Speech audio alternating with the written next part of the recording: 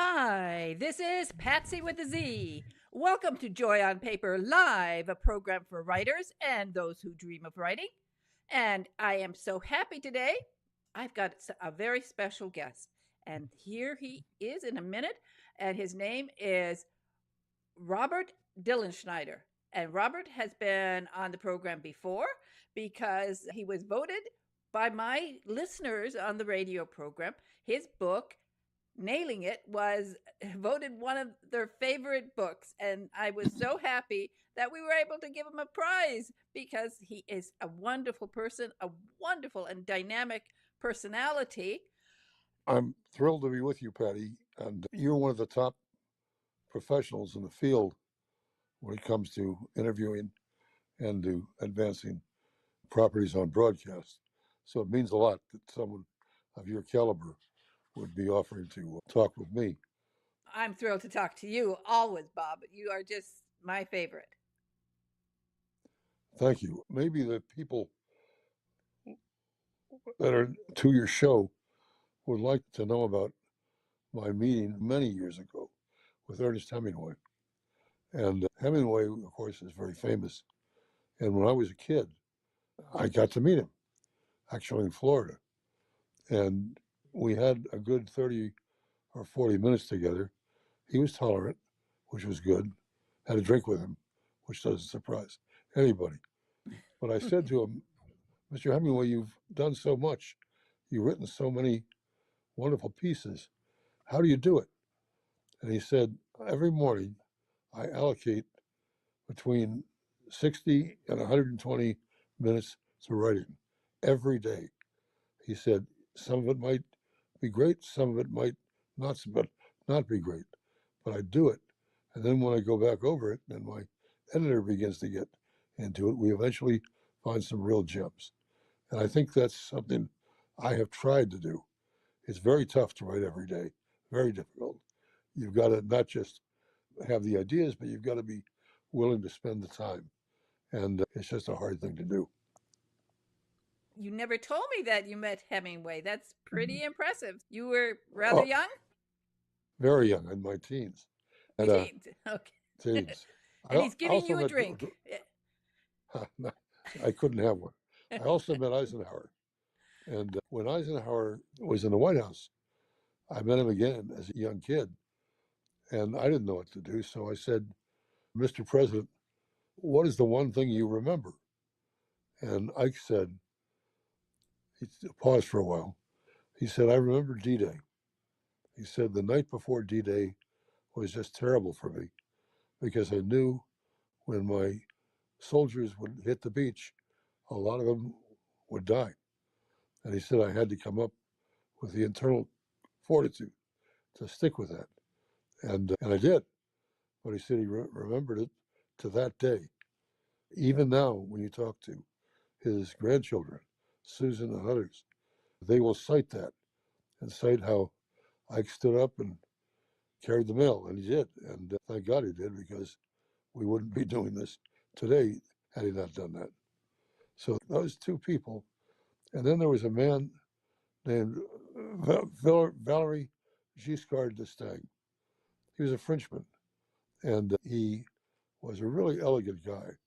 And I remember very clearly, my wife and I had spent the night on the French Riviera, and it was the election day in France. And we came down from our rooms to check out. And the guy who owned the pension said, no charge. I said, what's wrong? He said, Valery Giscard d'Estaing has just won. This is a new day for France, and it's just great for all of us. We didn't pay, so I remember him for that. But I really remember him for his comments in dealing with Helmut Schmidt, who at that time was his counterpart in Germany. And the objective was to bring France and Germany and others together and form a united front. It didn't work, unfortunately, because if it had worked, Donald Trump and others would not be in the same pickle they're in today, trying to get support from our NATO allies. But it didn't work. But Valery Giscard d'Estaing was fortunate to be there. And I have to tell you this. I met him one day in the Elysee Palace. Have you been there, Patty? Have you been to the Elysee Palace Oh, in not Paris? inside. I've walked by it many times and always dreamt about being invited in, but I was never invited in. If you go in, obviously the security is intense, but the steps you have to climb in order to get to the great man's office are really something. I didn't want to leave. And the guard finally came over and he said, "Sir, we're closing down. You'll have to leave." And I said, "How about 5 more minutes?" He said, "No, we're closing right now. You've got to go." So I had to leave. It was one of those things. Wow. But Valerie Giscard d'Estaing. And I'll mention one more if I can. The baseball player, Lou Gehrig. Lou Gehrig is called the Iron Horse. And when the Yankee first baseman, Wally Pipp, had a bad day, Lou Gehrig stepped in as a first baseman and played more than 2,100 games for the Yankees, frequently ending up with high batting averages and great other distinguishing points. This was the time of Babe Ruth, and the Babe got all the attention. He sought it. Babe Ruth went out and got the attention. Lou Gehrig never sought the attention. He got some, but he was as good, if not better, than the Babe, and he certainly was effective for the New York Yankees. There's a very famous film about Gehrig where he says at the end, "I feel today like I'm the luckiest man on the face of the earth," and he was that day. So those are the kind of people I've been dealing with, and I hope to see more of them in the weeks and months ahead. Let's go back in time a little bit. Let's go back to the first day of college. What was your first day of college like? You met somebody very special that day. Ted Hesburgh was running Notre Dame, and they don't come any better than Father Ted. And we were all standing in the grotto, which is part of Notre Dame's campus. And Father Ted was standing up there, and he gave us a little talk about what to expect.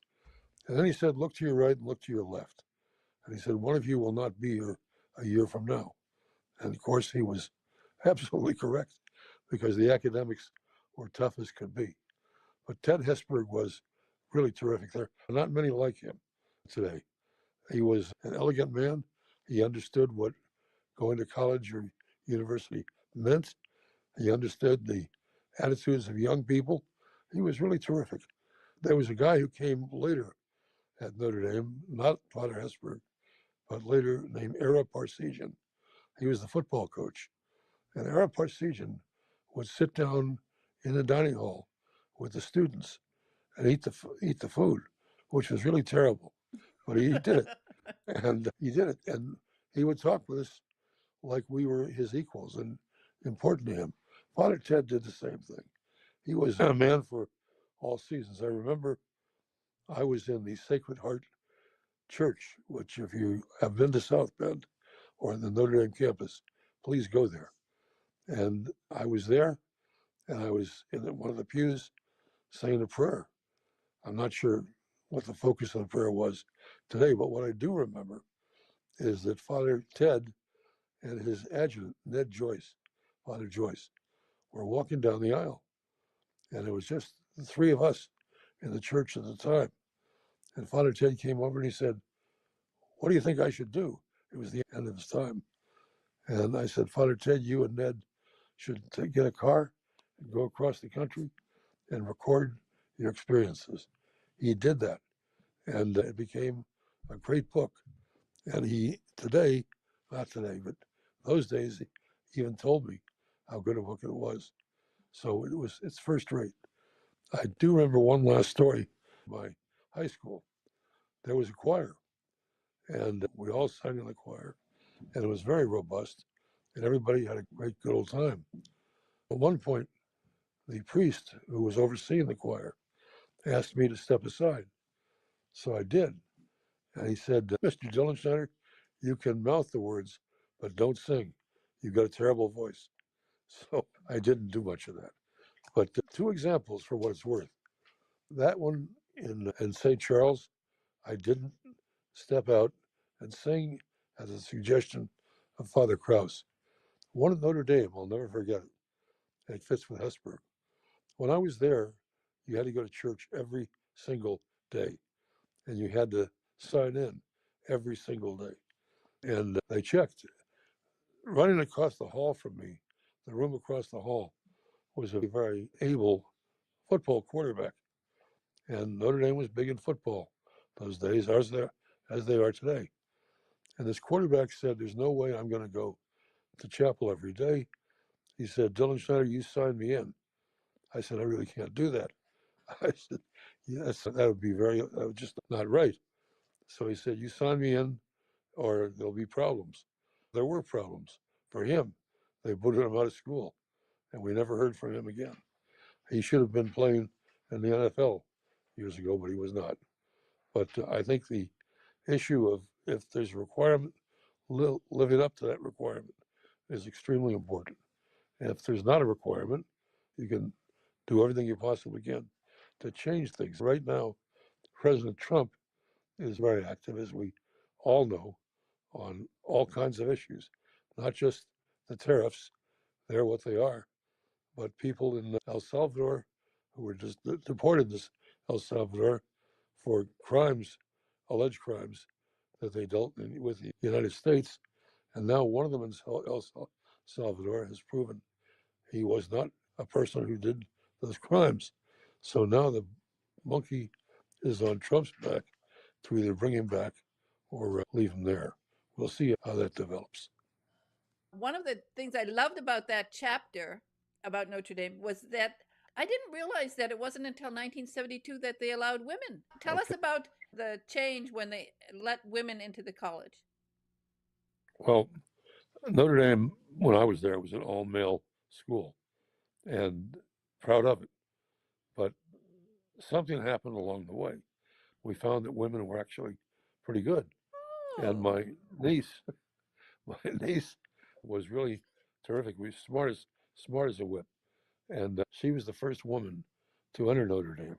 wow. And when she did it, I sat down with her on the campus on a bench. And I said, "This is not going to be easy." I said, "There are going to be a lot of people who don't want you there." I said, "Just suck it up and go forward, do your studies, get your grades, and you'll be the leader of the pack." She did.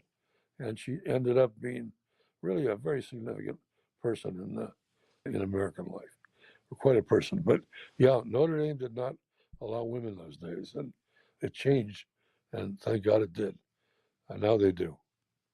Let's go even a little further back into your life. Let's go to high school because in high school you met somebody very important who helped you decide where you were going to go to school yourself. I was a John Wooden? basketball player. All right, John Wooden. I was a basketball player. I loved the game. And I thought I had a pretty good shot. And I was a decent player. After a game where my school played Columbus North, I'll never forget this. Wooden had been at the game, and we were all aware that Wooden was at the game. Here was the top coach from UCLA coming to our game, St. Charles versus Columbus North. At the end of the game, Wooden came below the stands, and he sat down next to me on a bench, and I was literally shaking. A man of this caliber and me. And Wooden looked at me. He slapped his program into his hand, did that all the time. And he said, "Son, you're not big enough to play inside and you're not fast enough to play outside." He said, "You should go to college and get a good education," which is exactly what I did. But Well, I you can credit see John Wooden. even in this photo he's holding that's what he always did. Yeah, he did. He was an incredible guy. A lot of people owe their careers to John Wooden, and not just the basketball players. He really set a tone. I was not there, but he set a tone on the UCLA campus. Made a huge difference, and is still talked about today as a great coach. We just finished the finals for the men and the women in basketball, and the coaches are great, the players are great, but nobody really reaches the caliber that Wooden brought to the game. There's no one like him. You've met so many fascinating people, starting with Hemingway and all through your life. And another person that you met when you were quite, I think, just starting in the business was somebody who, again, influenced your life a great deal, and that's Colin Powell. Powell was exceptional, and I wish Powell was still around. I used to live in a small place in New York City called Tudor City. It was 4 blocks long, and that was it. And you had to climb a hill to get into Tudor City.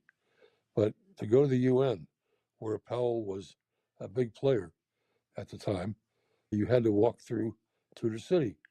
So I came out of my building, number 5 Tudor City Place, and there was Powell coming up the hill. And you had to be pretty hefty as a breather up the hill because it was steep. Powell got to the top of the hill, and I went over and I said, General Powell, my name is Bob Dilenschneider, and I've heard so much and read so much about you. And Powell said, why don't we go over here and sit down? And there was a garden, and we sat down in the garden, and we talked about everything from A to Z. And Powell had wonderful lessons. And one of the lessons he taught me was to keep on trying. Don't give up ever. No matter how bad it seems, and no matter how deep the odds are, don't give up. And Powell was a man who obviously didn't give up. Would Powell exist in today's environment, in the Trump or Biden White House? Not a chance. Powell was a really straight arrow, and he wouldn't be tolerated in that environment. Did he exist in the era when he was UN ambassador? Yes. Was he a great general? He was pretty good. There's a man named David Petraeus, who the United States recently asked to run our operations in the Middle East. And Petraeus had been in Afghanistan in charge of 30,000 troops. After that, he came back to the United States. And I said to him, David, you ought to really run for president because he was good. Well, he looked at me and he said, I need to make some money. And he went to KKR, Kohlberg Kravis, and became the number 3 guy in the place. And I don't know how much he made, but it was a lot more than I had. And he decided that he would go to difficult and impoverished areas. And so he asked to go to the Middle East. And the KKR people said, go there. It is now, a booming area where tremendous amounts of money are dispatched for important things. And Petraeus is there. I remember sitting down the first time I met him.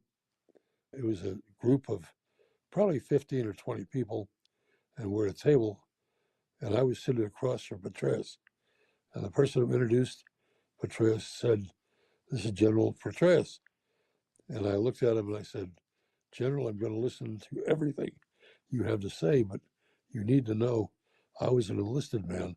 I was E5, which is a sergeant. And Petraeus said, I'm going to be very quiet. I'm going to make sure you hear everything I have to say. Great man. One of the great things about this book is, first of all, of course, you've met or known so many of the people in the book. And so that really makes it such a remarkable book. The selection of the 29 is fascinating. And one of the selections that I really liked was Arthur Ashe, because you put him under courage. So tell us about Arthur Ashe. Arthur Ashe, obviously a minority, great tennis player. I met him in Forest Hills, where I was born, New York, Queens, New York. And Ashe, at that point, was in the early part of his career. And we're sitting on a bench together. I was a white guy, and Ashe was a black guy. And there wasn't a lot that went on at the time.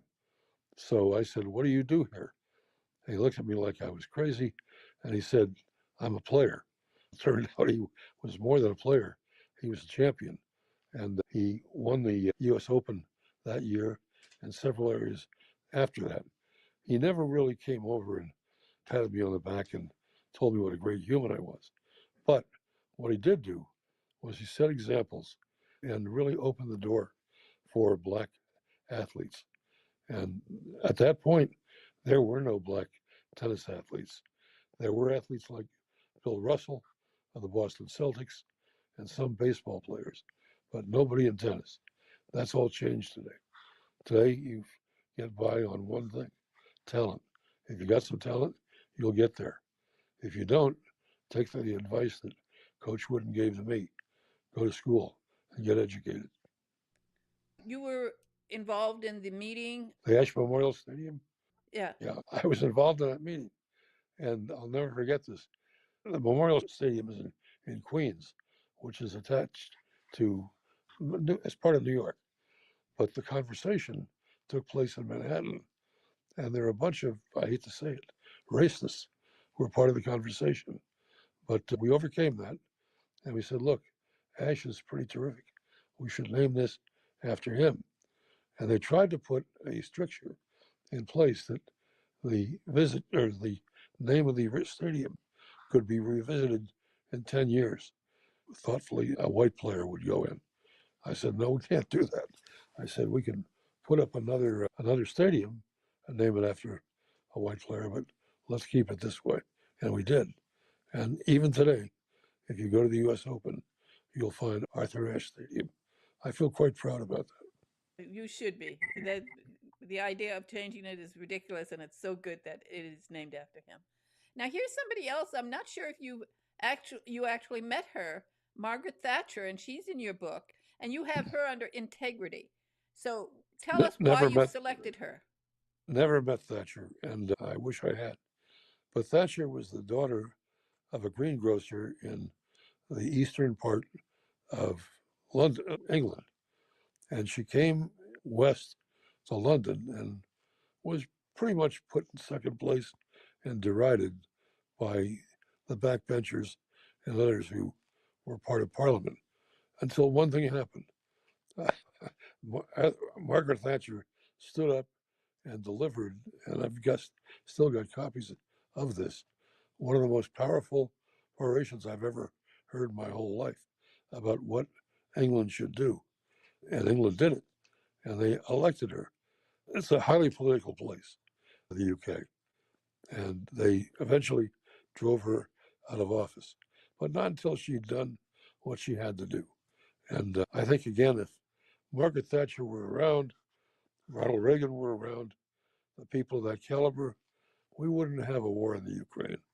Mr. Putin would not be as successful as he is today. Unfortunately, those people are gone, and our leaders are different. Let's put it that way. I think I told you once that I moved to England when I was very young. I wanted to live near where Jane Austen was born. And I remember when I got there, so many people kept telling me that the world changed because of Thatcher. Because when I got there, we hear now about things being terrible, like with floppy disks in the Treasury Department and things like that. But when I got there, they were still having rationing. There were still things from World War II. It was crazy. I went to an inn, and you were still putting coins in a heater in your bedroom. Now I look back and I say, I'm glad I saw that, because I would never have never believed it. Really, things have changed. In those days, and they were great days, the population of the United States, definitely the population of America, was growing up, getting up out of its seat, decided to do something. And America did it. Large parts of the world have not done it. If you, with all respect, look at these parts of Africa, I feel bad for those people. Occasionally a leader will come along, but he'll be assassinated because he's not into grafts and corruption. Anwar el-Sadat, who is in the book, by the way, the head of Egypt, was determined to bring the Arab world, in this case, Egypt leading the way, together with Israel. He was a great man, and he was killed. They killed him, and I don't know if they ever caught the person who not tried, but did shoot Sadat. But it was a step backwards for what's happening now in Gaza and elsewhere. It's pretty serious stuff, and I don't think either side, the Israelis or the people speaking on behalf of other countries, has the ability that others had. Oh, that's true. Now, I, again, somebody that you knew and you met, and somebody Why I love this book is there are so many people that I didn't know about. Of the 29, I think there were like 5 people that I didn't know anything about. So I was really Right. pleased with this one, SP Hinduja. Tell us about him. And you put him under transcendence. S.P. Hinduja is one of the smartest men I ever met. And he was in Great Britain. He was an Indian, and he was the wealthiest man in Great Britain. So you can imagine a guy from India all of a sudden becoming the wealthiest man with all those Brits around. The Brits didn't like it very much, but that didn't bother SP. SP always tried to make sure that people he was involved with won. Well, one day I was in my office and our receptionist said, Mr. Dilenschneider, there's a man named SP, and she mangled the last name, coming back to see you.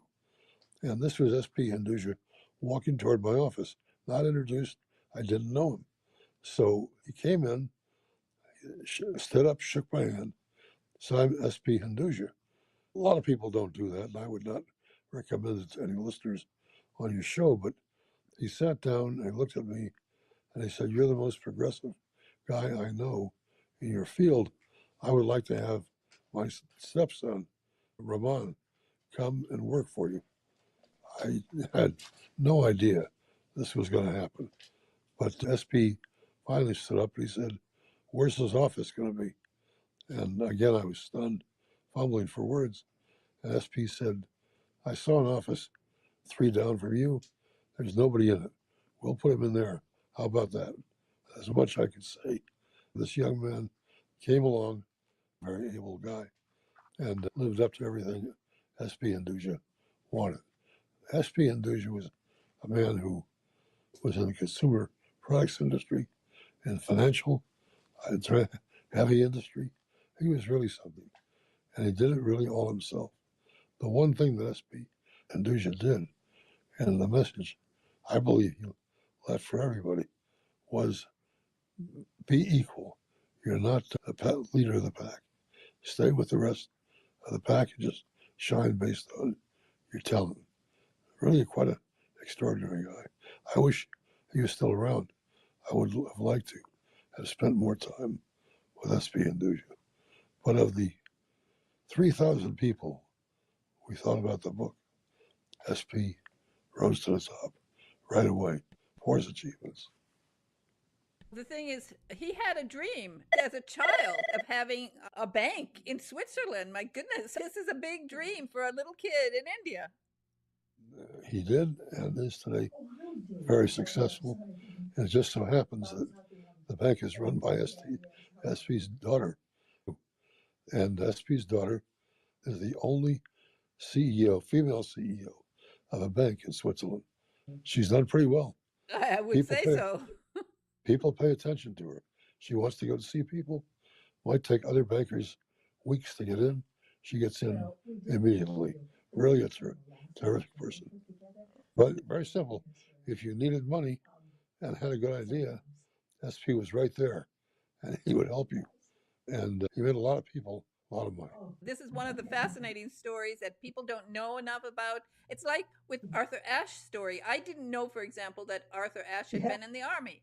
And so I find all these little tidbits of information. That's what makes your book so interesting. You always find these little facts, and that they just open our eyes to things. And I think it's important for people to discover. And that's why I love this story about Banting, Frederick Banting, because people have not given him the credit that he deserves for what he did. All Banting did was he discovered insulin. Insulin, that goes in millions of people to help save or extend their lives. I remember Banting because I did meet him. And I told him, I said, this is a pretty big deal. He was in the UK. And I said, when are you going to talk to the Times of London or the Guardian? He said, I'm not going to seek any publicity. I said, but you can't. And he stopped me. He said, I don't want publicity. It doesn't do me any good. What I should do is research the product and make it even more effective. And he didn't charge anything for it. This is never charged incredible. In today's environment, That really wouldn't be tolerated. No, People would say, we want money for what we're doing. But he never did it. He just probably took great pride in the fact that, frankly, he saved the lives of millions of people, and he should be credited. his name really should be a household name. When he was awarded the Nobel Prize, he didn't take it just for himself. He Right? insisted that it be shared with the person who was working with him. The kind of guy he is. And I remember people that worked with him used to say, let's get out there and tell our story. He never wanted to do that. He said, the results will be our story. And he said, the results will get communicated and paid off. And they did. Millions of lives were saved and health was extended because of him. To think that all he wanted was $1 and he gave it to the world. He gave this fantastic discovery to the world.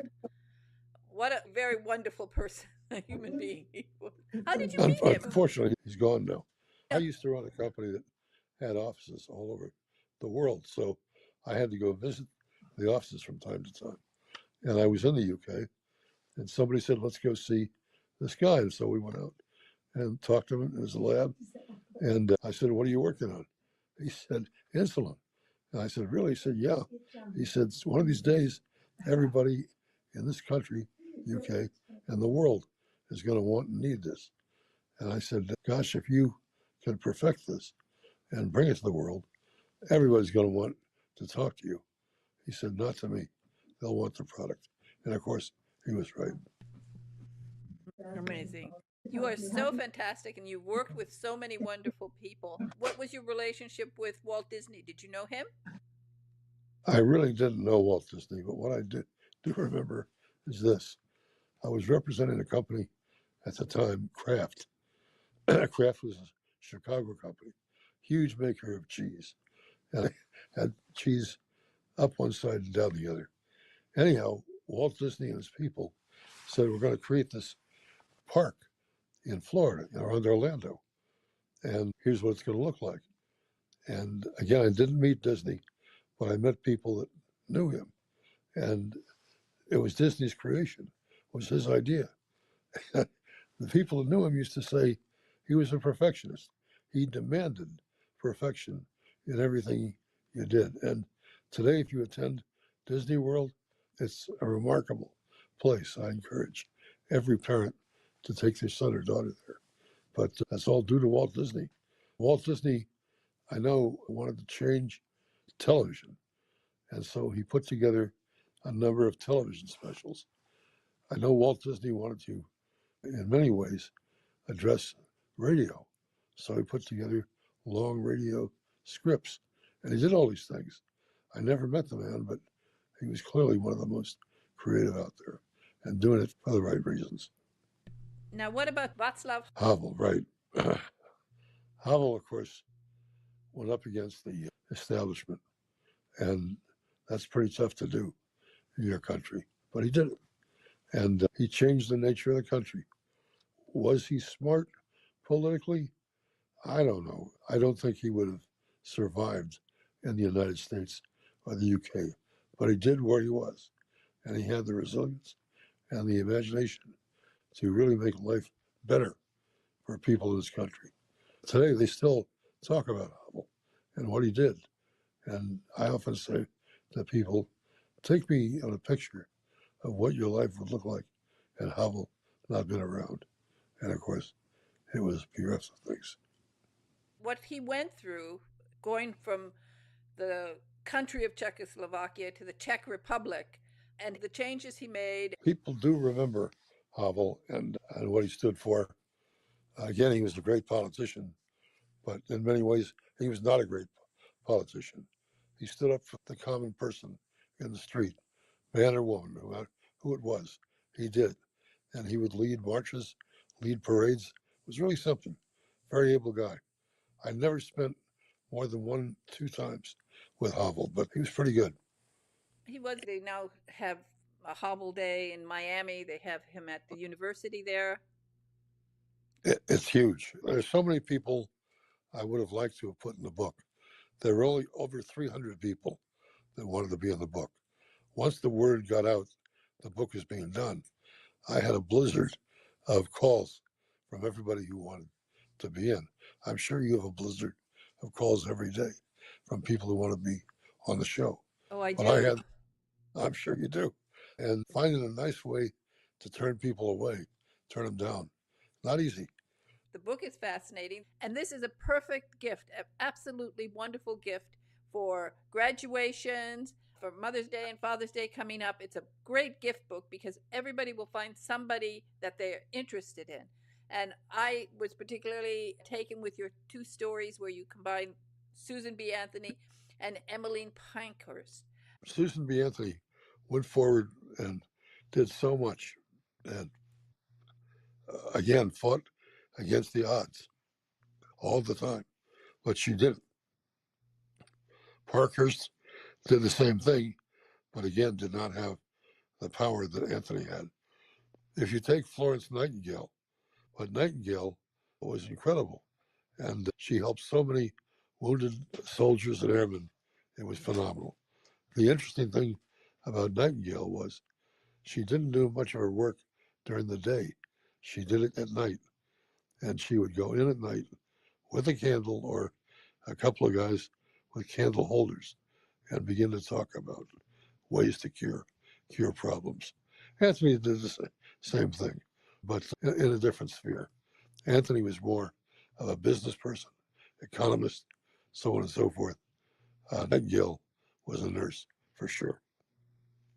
The stories are wonderful, and you Sure. are an inspiring author. All of your books have inspired. As I said, when I've had you on the radio program, I will get emails almost immediately, like 15 minutes after I finish the program. People will email me and say, "That sounds interesting. I want to know more." And there is a need. People want to know more. And when it's told in this delightful way, and you have it at the end of every chapter, you have what we can learn from it, and then explain what you put at the end of the book.